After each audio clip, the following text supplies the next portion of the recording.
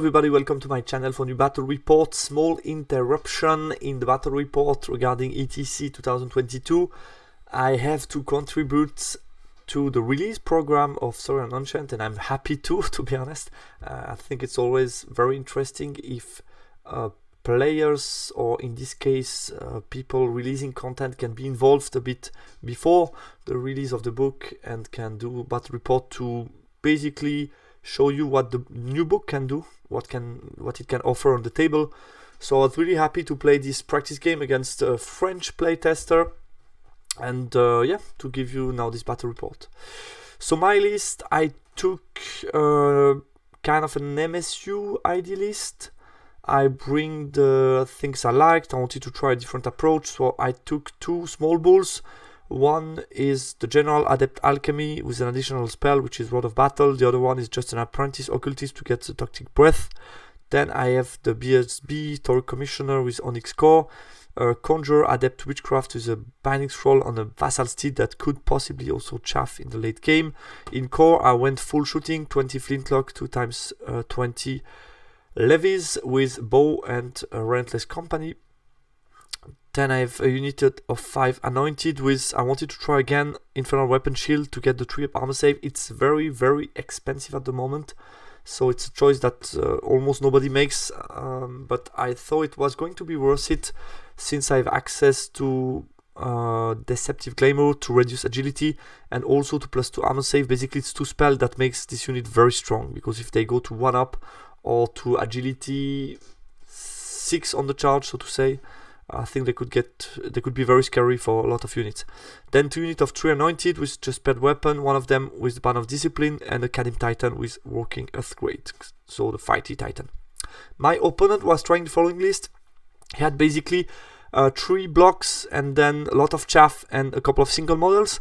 So as a mage, not as a general, but as a mage, he has a Master Alchemy who had 2 spells of Pyromancy, and as a downside he gets 1 hit, strength 10, when he casts a Pyro spell, so it's like the Forbidden Mastery. It's the name of the tool. Then he can reroll 1 dice per magic phase, and he has Commanding Presence 12. In core he had a unit of Young Kaiman, so Kaiman can now be in core, which I think is really good with Albert. Strong choice in core, I think we are going to see many of them, not too expensive as well. 21 Tegu, which are normal Saurian warriors, a small unit of raptors that can do chaff, kill chaff as well.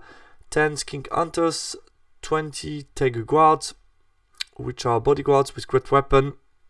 Then he has 1 Tyrus Scutus with the 2 bow shots and the tool that does, he can go within the unit and can give them parry and cannot be stomped, which is really good. 2 Pterodon, 2 units of Skink Chameleon, 1 weapon team Salamander, so basically all of that can chaff.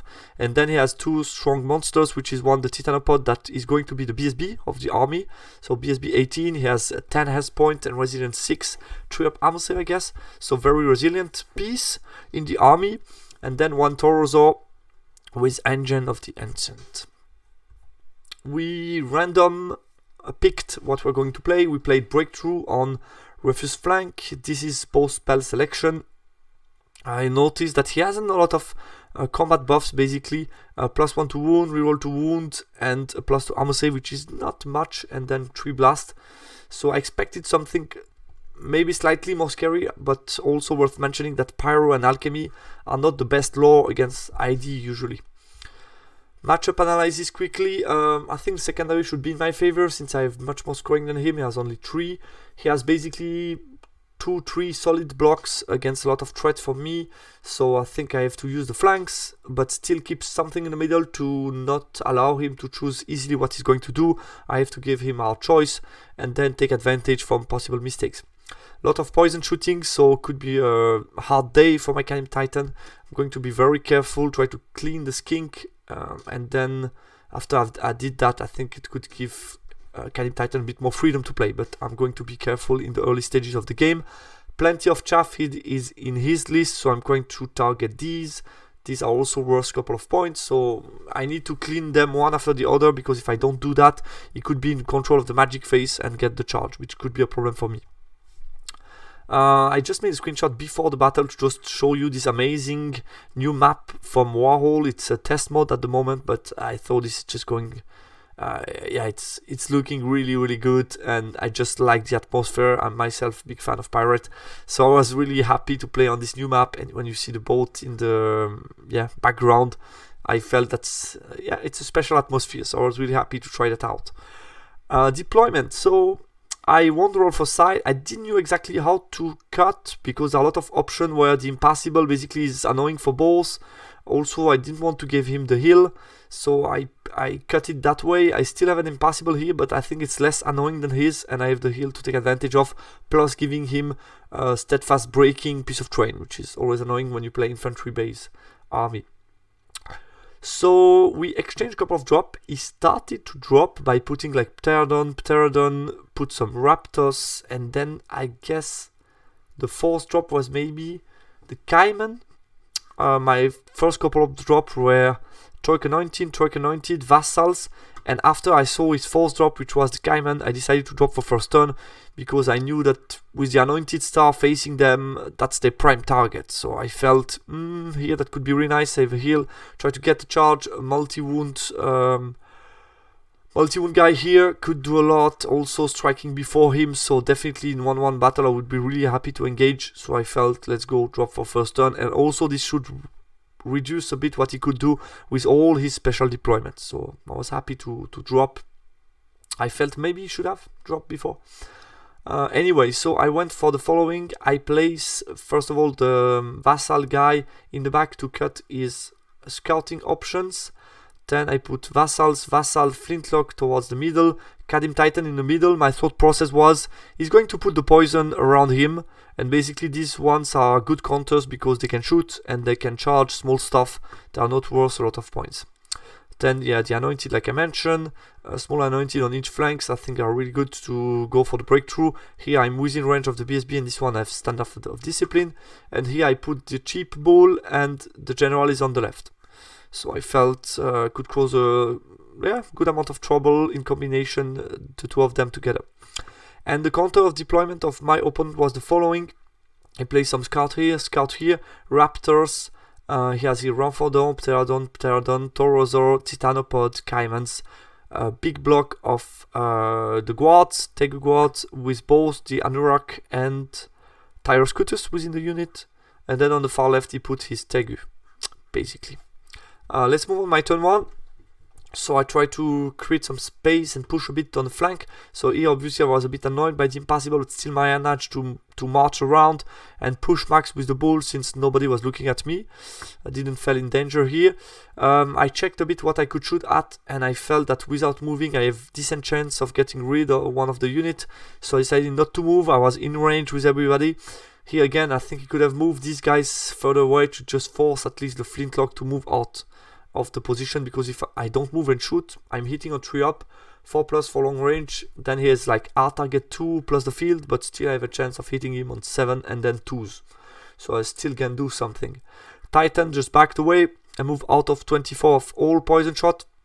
I want to give him time. I don't need him right now since I have the anointed doing a good job at zoning everybody. So I put my anointed on the hill. These guys move slightly to the side, and I push toward the side with the bull. And the small mage moved towards the top because here I saw potential for a fly spell to try to take some. Here I saw some breathing space where with a fly move I could do a lot and really threaten him from the backline. In magic phase I tried to cast a breath weapon on him, but he dispelled that one. Then I got a flying move on this unit, managed to push forward to threaten him even more. In case he wants to advance with the raptor and stuff, he would get flank charge. With shooting, I shot with the flintlock without moving on the small hunters, kill 2, force a panic check, but he passes that. And then in combination of my 41 bow shot, I killed the 10 hunters. Bit lucky, but was really happy to get rid of them turn 1. His turn 1, so he decided to react by first putting a piece of chaff in front of them that allow his raptor to push forward. Then he decided to march with the Titanopod that has only movement 4 but can march 14 to push all the way back to basically offer counter charge. So in case I decide to charge with the bull here, it can charge me if I don't break steadfast. And even if I do, he would see me, so I would need like a small overrun to stay out of all line of sight, which is hard to do. So basically making this charge impossible because I put extra move. He covered all the angles, so I cannot move out of arc. And basically, yeah, wanted to don't allow me anymore to push here toward this weak flank for him, so to say.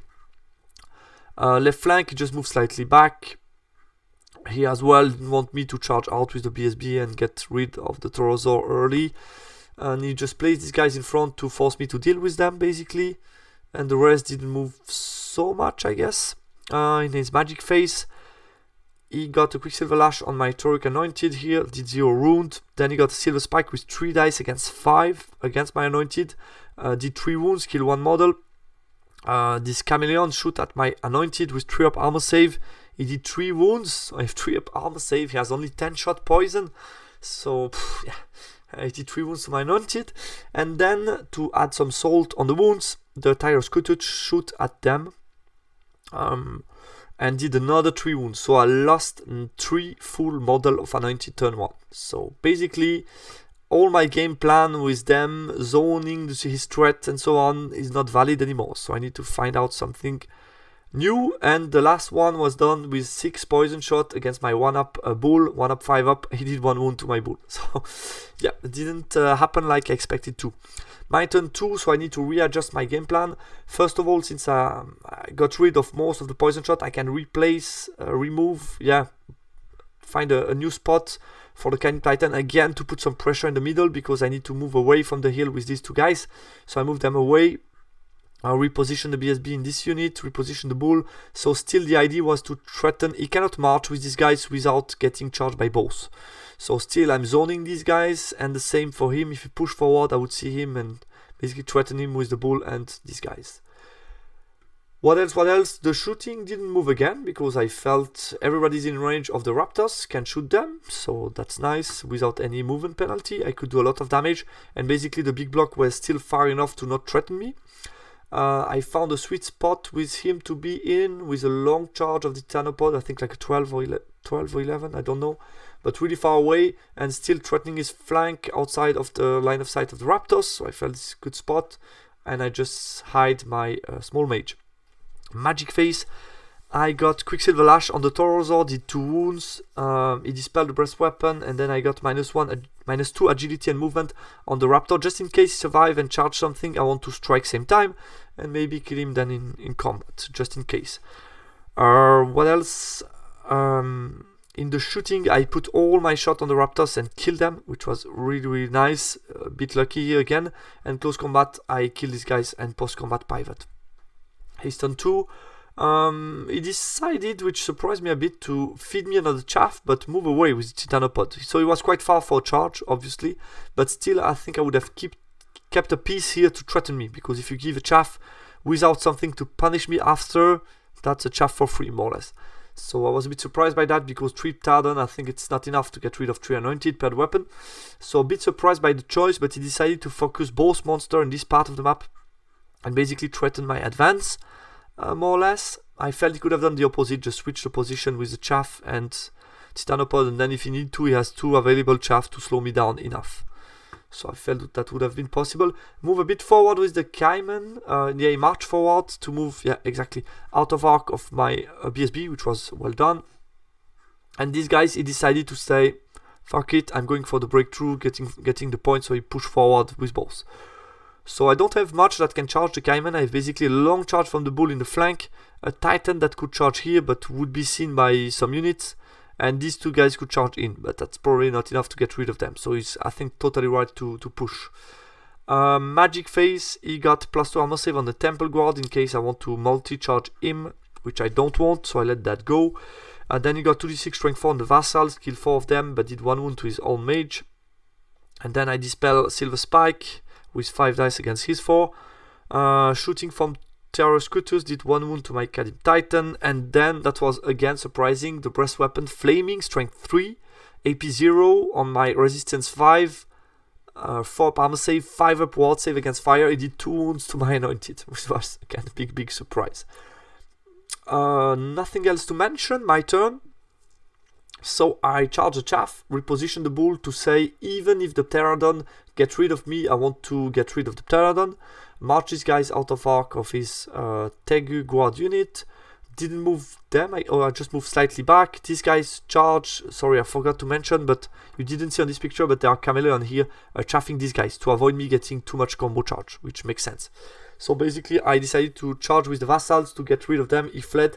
I had needed a 9 or 8 to pursue, which I didn't make, so I just ended up failing charge here, but no harm done. Move away with these two guys, reposition my mage here to still continue to target the Taurosaur, still be a threat and be able to move behind if he moves crazy forward. These guys didn't move much, and the Titan repositions tightly. So I wanted, if he decides to push hard, so basically that he has no easy overrun on the Titan, so if he charges, I think he has like a 12 overrun with them, which was good for me. And if he decides to move towards the right, I want the Titan and the vassals and stuff to threaten his flank, basically. In my magic phase, I got breast weapon, did 3 wounds to the pterodon to force a panic check, but he passed that. I think it was 8 minimized rollable, so it's easy for him. I also put -2 agility and weapon skill in case he charged my anointed. I really felt I wanted to secure this top flank. That could be the key to win the secondary objective. Shooting phase, I did 1 wound to the Cayman and put a flammable token on them, which was nice. And he dispelled Quicksilver Lash on the Taurosaur. Close combat, I got rid of that. He passes another panic check with the pterodon that were within 6 inch. And I just reformed to give him the front in case he wants to charge me with the 2 remaining pterodon, which is not so likely. Yeah, his turn 3. So he decided to do the following. Double chaff my threat here. So he blocked a bit everybody. And basically push with 4 units against my 2-3 and try to get these points. I decided to turn around his Tegu guard unit to block my breakthrough, which could make sense, but expose his flank to my Titan that I gave +1 movement. We will see what I do, and just reposition this guy slightly on the hill to see a lot of things and try to get points. I think here we could debate. I think he could have probably charged here. And then the problem for him, I guess, was if he charge here, get rid of them, where does he look? Because if he gives the flank to the Titan, it's also, he cannot do that. So he has to look at the Titan. I don't know. Maybe that was also a play to try to go for it. Maybe go for the overrun and block me. And at least he breakthroughs. Or I felt he needed them to really block this corner, which makes sense. So that's why he still remain in this position where he see me and helps to block me getting out of this part of the map and help getting those points for sure, basically. In the magic phase, he got Bolt Throw. He failed Silver Spike, get Glory of Gold on Temple Guard, which I don't care much. Did 2 wounds with Quicksilver Lash against my small bull on top, so has only 1 wound left. And then shooting, he did 1 wound to my general with a shooting attack for the Taurosaur, which I didn't know he had that 12 inch, getting through the impassable. So also the getting through the hill. So also the good point with doing this test game, you can learn the new rules. So he did 1 wound to my general, like he was hitting on 2 up and wounding me on 3 up. It was high strength, high AP attacks, so I was quite surprised by that. But did 1 wound to my general, and then with shooting attack from the Temple Guard, he did 3 wounds to my anointed. I passed the non-rerollable panic check due to Banner of Discipline, so I was okay. But yeah, Bolt Thrower in the flank still hurts. My turn, so I decided to go for the charge. It was a 9 swift strike to his flank. I felt if I fail, nothing to worry about because I can chaff with them the Cayman, so nobody charge me. And if I go in, I can pin them down, and it opened a lot the perspective of getting rid of this unit. So I felt kind of interesting. So I went for the charge and it went in. So then I turn around everything to counter charge next round because I didn't feel he was going to break through soon. This first round I'm not in trouble because there's Glory of Gold. So basically Flaming Attack has 2 up ward save, so I won't be harmed by him. But then I bring the Flintlock, Bull and Small Guy to try to add some counter charge on him. Other than that, move forward with this to shoot at the Pterodon, I guess. Move the mage closer to the center, move the my general out of line of sight of the Cayman. Same for the vassals. And then I use his chaff against him, because basically he needs to charge me to charge something else, and there is not enough space to fit anything. So I felt, that's really interesting. You just need to, when you do that, you just need to be careful that the Pterodon cannot charge something else. So I checked the move to move the BSB out of the unit, but then he could see me with the Pterodon charge here and charge here, charge here. So you need to be really careful when you do this kind of stuff, because if you miss one thing, it's the end. So here I think I made the right move. I can still delay the engagement and see how it will go, but still has a lot of threats to block me, so not expecting some miracle here. Magic Face, I got Quicksilver Lash, 2 wounds off the torso, which was nice. I put Alchemical Fire on these guys to get reroll 2 wound with my Titan attacks. He dispelled the Breast Weapon with 4 dice against 4 dice, and he dispelled the Flying Move with 3 dice against 3 dice. Close combat, I did like 5 wounds to him, I felt. I cannot stomp, remember, so I have only 6 attacks and D3 plus 1 grinding, but still did, a couple of wounds. I had total res 8, and he did with, how many attacks does he have? 4, 5 attack? I don't know. 4 attack, 2 attack each, maybe 8 attack on 4 plus, 4 plus, and then I have 2 up ward save. I rolled double 1 on the ward save. So yeah, I did 2 wounds to my Titan. I have 8, he has 6, he loses, but passes the check on 7 rerollable minimize, I assume. And he passes also the reform check, so this is going to be interesting.